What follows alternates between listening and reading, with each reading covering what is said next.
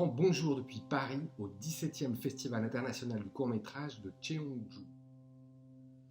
Je m'appelle Charles Dudoignon-Valade, je suis cinéaste de fiction et de documentaire, journaliste cinéma aussi. Je compose des bandes originales et je réalise des bandes annonces de films et de séries télé.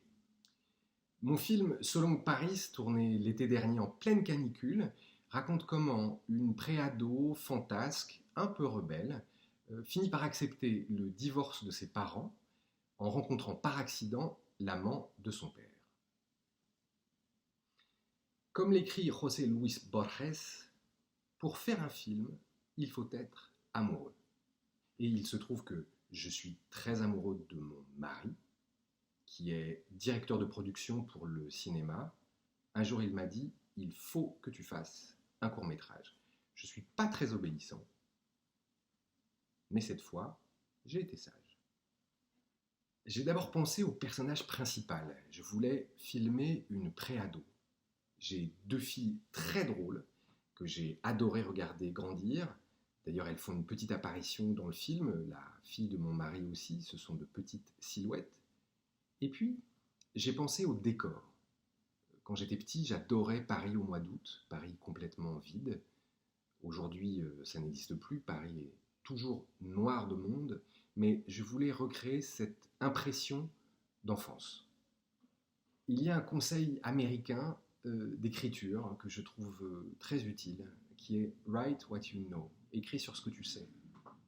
Et je me suis souvenu de quelque chose de très spectaculaire et très émouvant à la fois que j'avais observé chez mes filles, ce moment, ce déclic où elles avaient fini par accepter que l'histoire d'amour entre leur mère et moi était bel et bien finie, qu'on ne se remettrait plus ensemble.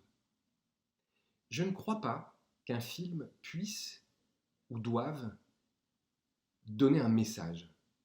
Je crois qu'un film, c'est d'abord un point de vue sur le monde. Et mon point de vue ici, c'est qu'il faut dire les choses. Là-dessus, je ne ressemble pas du tout à Paul, le père de Lucie dans le film. Parler, dire les choses, c'est une nécessité. Même si c'est difficile de trouver la bonne façon, il faut la chercher. Le plan où on voit Paul chercher Lucie et finir sa course au bout du quai, à bout de souffle, c'est le dernier plan sur lui. Je voulais un bel au revoir. Je voulais un beau travelling avant qui se termine par un regard caméra pour qu'on connecte complètement avec son émotion, son état. Au bout du quai, au sens propre comme au sens figuré, il est coincé. Il va être obligé de faire son devoir de père, il va être obligé de parler. C'est vrai, il y a plein d'enfants qui ne veulent pas savoir la vérité, ou plus exactement, qui sont moins inquisiteurs que Lucie. Et bien sûr, il faut respecter le tempo personnel de chaque enfant. Mais je crois que le mensonge, même le mensonge par omission, finit par être très destructeur. La vérité fait grandir. Parler, c'est respecter. C'est un peu le principe de Spider-Man. With great power comes great responsibility. À grand pouvoir, grande responsabilité. C'était, figurez-vous, un des principes de la Révolution française. Allons, enfants de la patrie, le jour de gloire est arrivé. En tant qu'occidental, je crois et au « connais-toi toi-même » de Socrate et au « l'homme n'est pas maître en sa maison » de Sigmund Freud. Je préfère la vérité, quelle qu'elle soit, même si elle rend malheureux, parce que de mon point de vue, la vérité ne rend pas malheureux très longtemps. Connaître la vérité, surtout sur soi-même, c'est la liberté.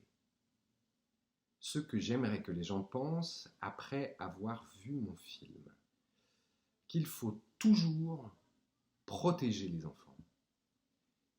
Toujours. Mais en veillant à ne pas les surprotéger. J'aimerais que les gens aient envie de visiter Paris autour du 21 juin, quand le jour est le plus long. Et puis j'aimerais aussi que les gens aient envie d'aller voir mon prochain film, un long métrage. D'ailleurs, si un producteur coréen est intéressé, by all means, qu'il m'appelle. Au revoir.